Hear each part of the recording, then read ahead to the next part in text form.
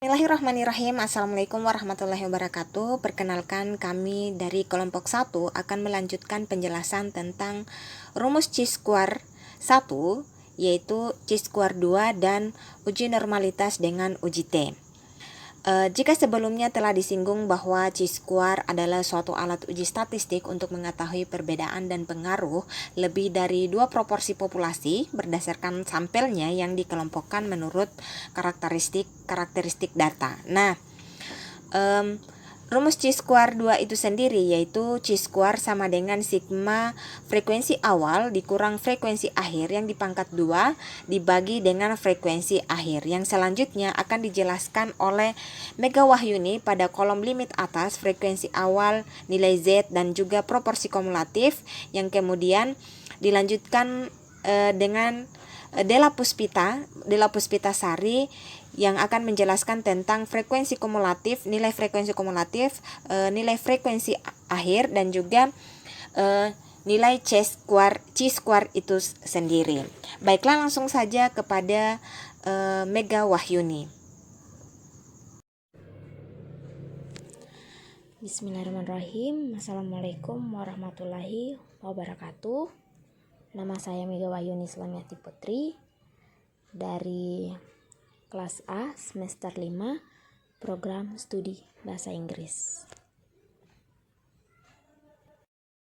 Baiklah, di sini saya akan menjelaskan limit atas itu sama dengan batas atas, sedangkan FO itu sama dengan nilai frekuensi awal.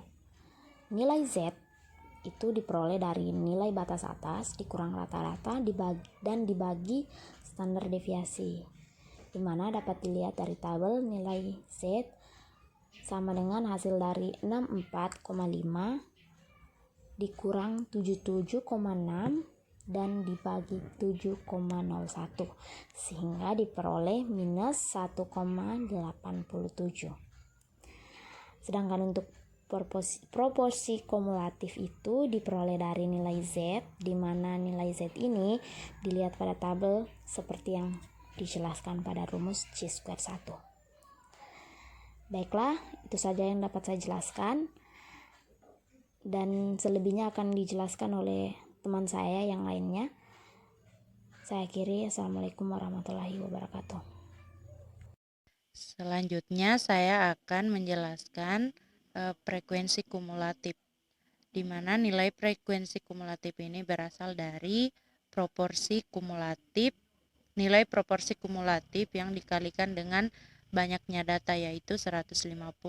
Seperti 0,0308 dikali 150, hasilnya itu 5, dan seterusnya.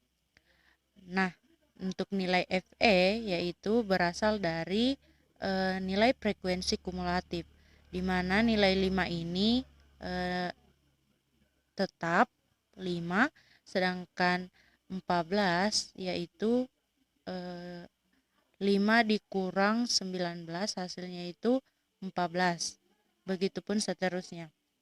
Nah, untuk nilai FO kurang FE, untuk mencari nilai FO kurang FE kuadrat dibagi FE yaitu nilai FO dan nilai FE itu dikurang 5 kurang 5, lalu dikuadratkan. Setelah itu dibagi kembali dengan nilai FE yaitu 5, hasilnya 0,0000. Begitupun seterusnya. Nah, setelah itu dijumlahkan, hasilnya 3,2016, sehingga diperoleh X kuadrat sama dengan sigma dalam kurung FO kurang FE kuadrat dibagi FE sama dengan 3,2016.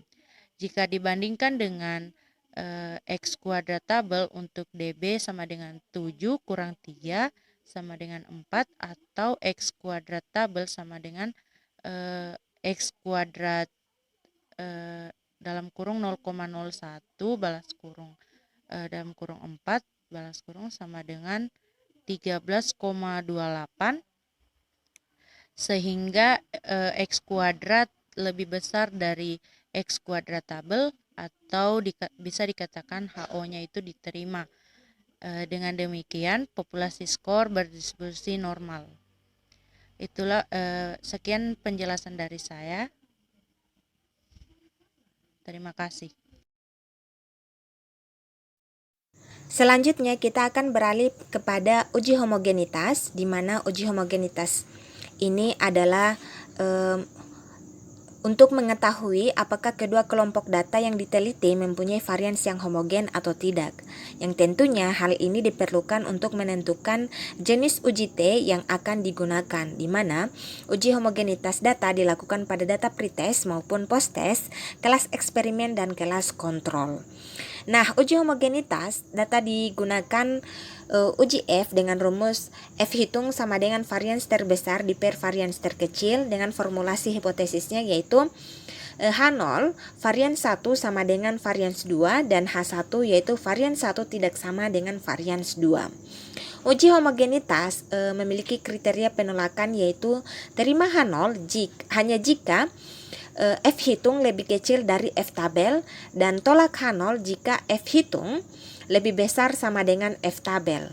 Terima H0 berarti varians kedua kelompok homogen, demikian sebaliknya. Maka uji T yang digunakan yaitu akan dibacakan oleh Elvi dan contoh soalnya akan dijelaskan oleh Willy Andriani. Baiklah, saya akan menjelaskan tentang rumus pada uji T pada data normal dan homogen, yang mana rumusnya yaitu T hitung sama dengan rata-rata Y1 dikurang rata-rata Y2 seper standar deviasi gabungan akar dari seper banyaknya data 1 ditambah seper banyaknya data 2. Namun untuk mencari T hitung kita harus mengetahui dulu standar deviasi gabungannya. Nah, standar deviasi gabungannya itu sudah ada rumusnya, yaitu standar deviasi gabungan sama dengan akar dari banyaknya data 1 dikurang 1 dikali varians 1 ditambah banyaknya data 2 dikurang 1 dikali varians 2 seper banyaknya data 1 ditambah banyaknya data 2 dikurang 2. Nah, untuk lebih jelasnya kita akan ke contoh soal yang ada di bawah ini. Contoh soalnya yaitu untuk mengetahui apakah terdapat perbedaan kompetensi mengajar antara guru laki-laki Y1 dan guru wanita Y2, telah diambil sampel acak guru SMA masing-masing 8 guru dan 10 guru wanita untuk diberi tes kompetensi mengajar. Data kompetensi disajikan pada tabel berikut. Laki-laki atau Y1 7889998 10 9, wanita atau Y2 567877767. Lakukan pengujian pada alfa sama dengan 0,05 untuk hipotesis kompetensi mengajar guru laki-laki lebih tinggi daripada guru wanita. Berikan kesimpulan terhadap hasil yang Anda peroleh.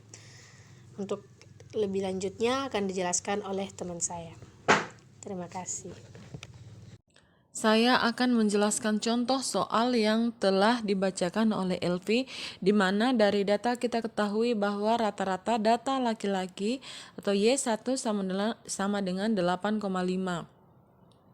dan rata-rata data wanita atau Y2 sama dengan 6,8.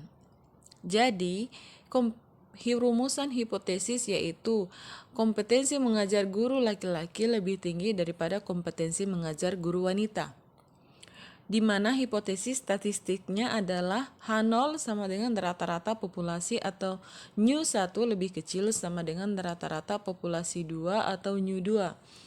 Menghitung harga T hitung. T hitung sama dengan rata-rata data laki-laki dikurang rata-rata data wanita dibagi standar deviasi gabungan dikali akar 2 dari seperbanyak data 1 ditambah seperbanyak data 2, di mana standar deviasi gabungan sama dengan akar 2 dari banyaknya data 1 dikurang 1 kali varians 1 ditambah banyaknya data 2 kurang 1 kali varians 2 dibagi banyak data 1 dikurang banyak data 2 dikurang 2.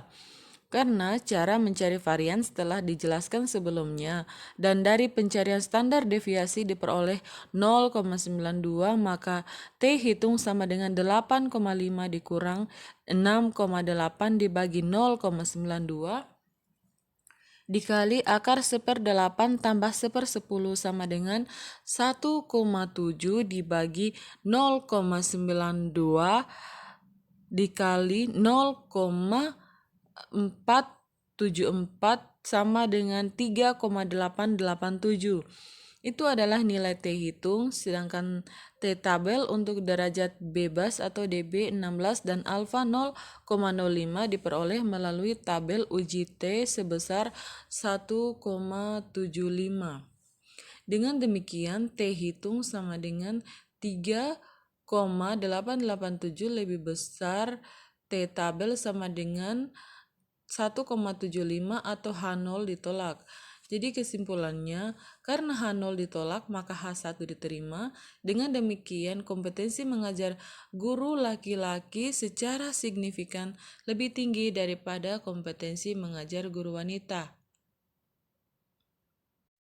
Itulah tadi penjelasan tentang rumus dari uji T dengan analisis statistiknya, yaitu dengan data normal dan variansnya homogen yang dibawakan oleh Elvi Susanti dan contohnya dijelaskan oleh Willy Andriani. Nah, baiklah kita lanjut kepada uji T di mana data normal dan variansnya tidak homogen yang akan dibawakan oleh Jumbriani dan contoh soalnya akan dijelaskan oleh saya sendiri, Asy Rahmaningsih. Oke, baiklah. Di sini saya akan menjelaskan tentang uji T pada data normal dan varians yang tidak homogen. Rumus untuk mencari nilai T hitung yaitu T hitung sama dengan data laki-laki dikurang data wanita dibagi dengan akar dari varians ke-1 dibagi banyaknya data 1 ditambah dengan varians kedua dibagi dengan banyaknya data 2. Untuk itu kita juga mencari nilai W1, W2, T1 dan T2. Untuk rumusnya, untuk rumus W1 yaitu W1 sama dengan varians ke-1 dibagi dengan banyaknya data 1. Nah, untuk W2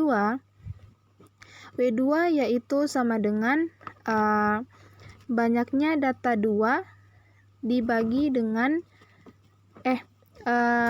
varians kedua dibagi dengan banyaknya data 2. Dan kemudian untuk T1 sama dengan T dalam kurung alfa dibagi banyaknya data 1 dikurang dengan 1. Untuk T2 sama dengan T dalam kurung alfa dibagi dengan banyaknya data 2 dikurang 1. Untuk kriteria pengujian,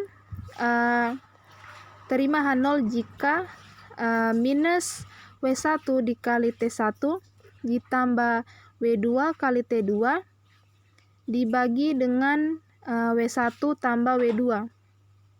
Itu lebih kecil dari T hitung, lebih kecil W1 kali T1 ditambah W2 kali T2 dibagi dengan W1 tambah W2. Dan untuk penjelasan lebih lanjutnya akan dijelaskan oleh teman saya. Terima kasih.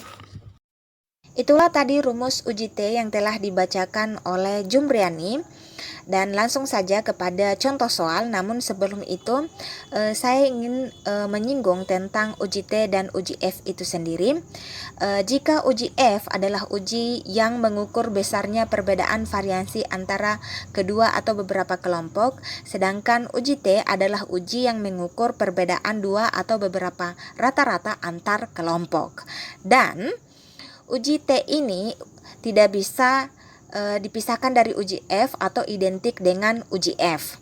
Nah, untuk contoh soal, di mana soal di sini dikatakan bahwa suatu penelitian untuk mengetahui perbedaan rata kinerja karyawan pada perusahaan sama di dua kota, yaitu kota A dan kota B. Untuk itu telah diambil sampel acak masing-masing sebesar 30 orang untuk kota A dan 30 orang untuk kota B.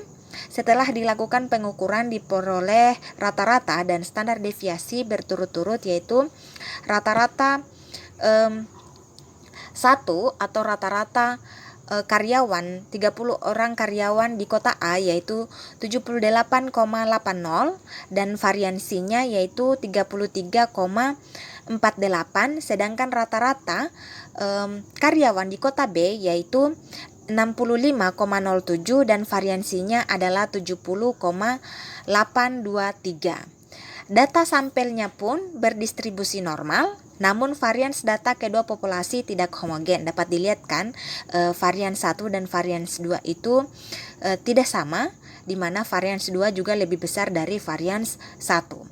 Untuk kasus ini, ujilah hipotesis rata-rata kinerja karyawan di kota A lebih tinggi daripada kinerja karyawan di kota B pada taraf alfa sama dengan 0,05 atau kesalahan yaitu sama dengan 0,05.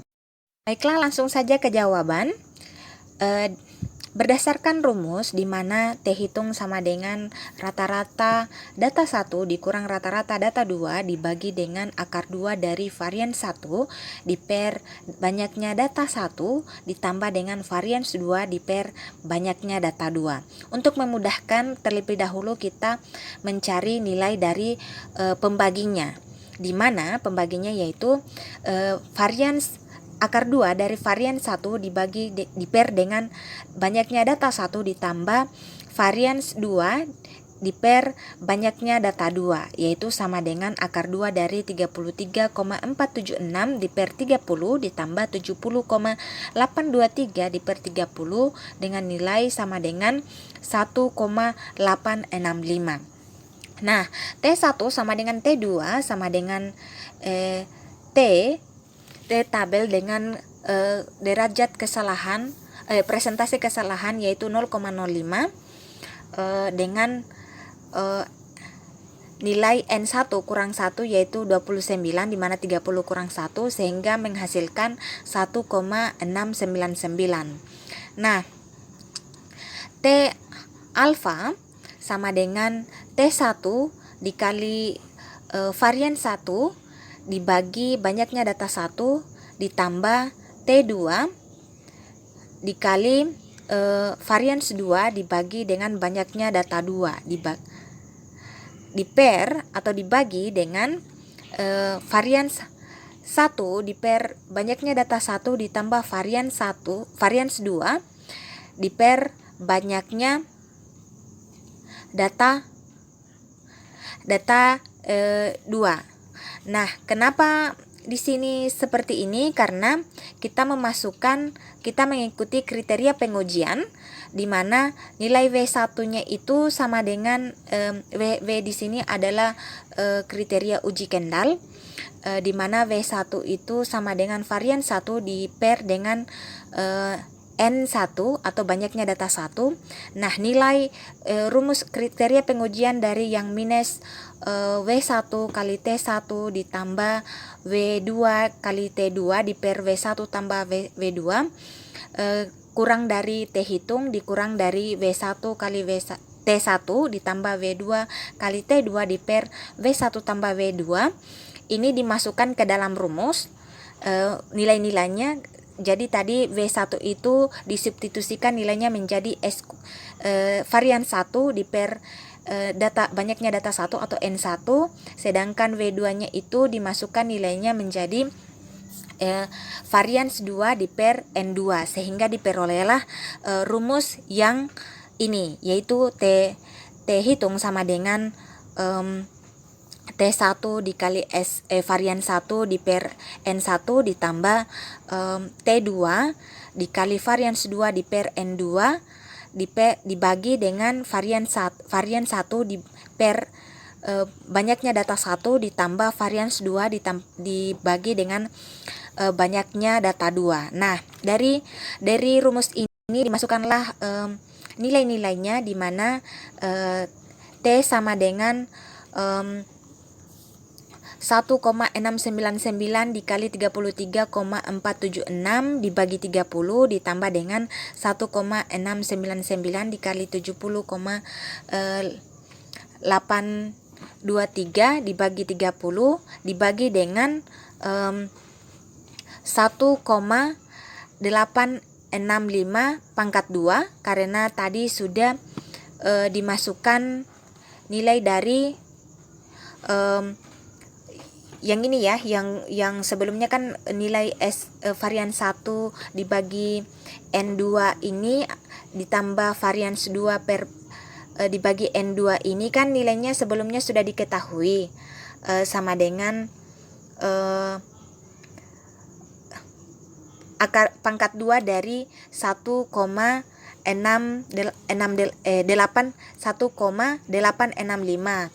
Tadi kan ini nilainya ini akar 2. Nah, karena di sini akar 2-nya berarti di bawahnya yaitu di pangkat 2, sehingga diperoleh nilainya yaitu sama dengan 1,698. Nah, ketika sudah diketahui dari nilai dari 1,698 sudah didapat kriteria pengujiannya, sehingga kita masuk kepada rumus awalnya, yaitu rumus dari uji T dengan data normal dan variansnya tidak homogen, yaitu sama dengan rata-rata data 1 dikurang rata-rata data 2 dibagi dengan akar 2 dari varian 1 per banyaknya data 1 ditambah varians 2 per banyaknya data 2, sehingga diperoleh sama dengan 78,80 dikurang 78,80 dikurang 65,07 dibagi dengan 1,865, nilainya sisa disubstitusi dimasukkan, lalu sama dengan 13,73 per 1,865, sehingga diperoleh T hitung itu yaitu 7,362. Nah, karena T hitung sama dengan 7,362, di mana lebih besar dari T tabel yaitu sama dengan 1,698 atau 1,699 seperti yang didapat sebelumnya, maka H0 itu otomatis ditolak. Dengan demikian rata-rata kinerja karyawan di kota A lebih tinggi daripada kinerja karyawan di kota B. Baiklah, itulah tadi keseluruhan dari penjelasan tentang rumus chi-square 2 juga rumus uji T, di mana data normal dan varians homogen, juga data normal dengan varians tidak homogen. Sekian dan terima kasih. Wassalamualaikum warahmatullahi wabarakatuh.